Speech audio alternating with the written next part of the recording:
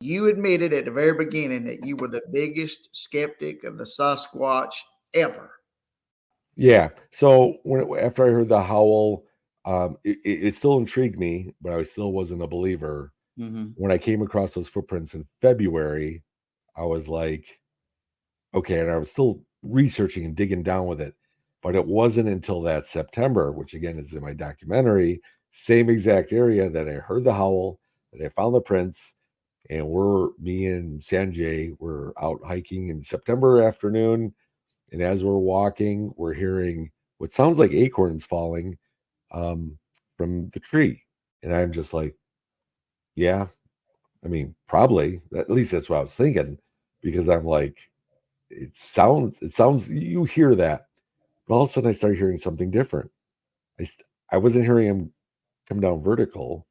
I heard him going through trees, hitting the leaves, landing by our feet, and we were actually on some kettlestone on the path.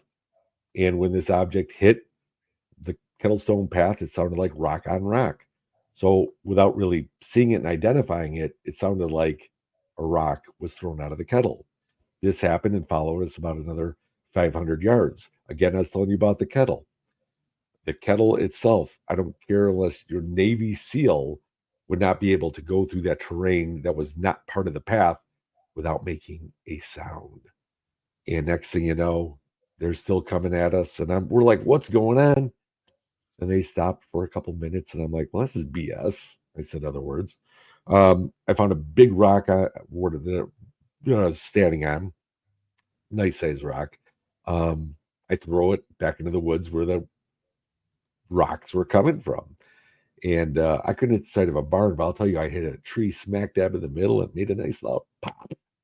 And just as I said that, Sanjay's like, wow, that was a great throw. And I'm like, yeah, watch, they're going to throw it at me because I threw that rock. Before I could be done saying that, a barrage of rocks come from a distance, the trajectory just whipped through the woods. And again, I'm filming this the whole time. And they come and they land by my feet. And again, I'm holding the camcorder like this, but I'm not viewing it. I'm just recording what I'm seeing.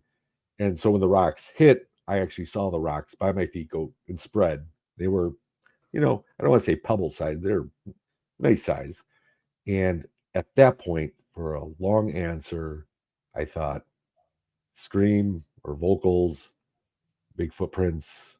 Now we're having stones thrown at us, throughout our path. I'm like, it's too many stories I've heard about Bigfoot that way. I said, I think it's got to be. I still kept my feet on the ground though. I'll tell you that right now. I still didn't say, yeah, that was Bigfoot.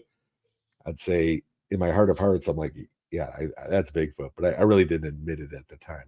So you're probably thinking, I don't know, 8 months, 9 months before I came to the conclusion that's what was out there.